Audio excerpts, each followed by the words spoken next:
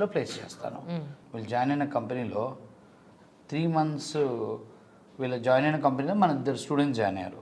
అక్కడ ప్రాజెక్ట్ ఏదో వీళ్ళకి కంఫర్ట్ లేకపోవటం వల్ల 2 కూడా బయటకు వచ్చారు, వాలంటరీగా బయటకు వచ్చారు. బయటకు వచ్చి నన్ను కలిశారు. ఓకే. సో వాళ్ళు 3 months లోపే లెఫ్ట్ అయ్యారు కంపెనీని. కంపెనీ లెఫ్ట్ అయ్యి వచ్చి వాళ్ళు ఏదో నేనేమన్నా కోపం చేస్తానని వాళ్ళు ఇన్స్టిట్యూట్కి రాకుండా మాకు ఇన్ఫర్మేషన్ వస్తే మేము పిలిపించాను.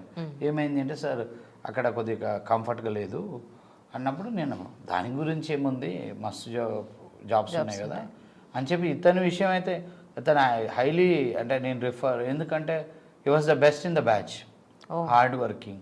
నీకు మొదటి జాబ్ వచ్చింది ఎన్నో ఇంటర్వ్యూలో? Second third interview. అదే 2-3 ఇంటర్వ్యూలో ఫస్ట్ జాబ్ వచ్చింది. ఓకే.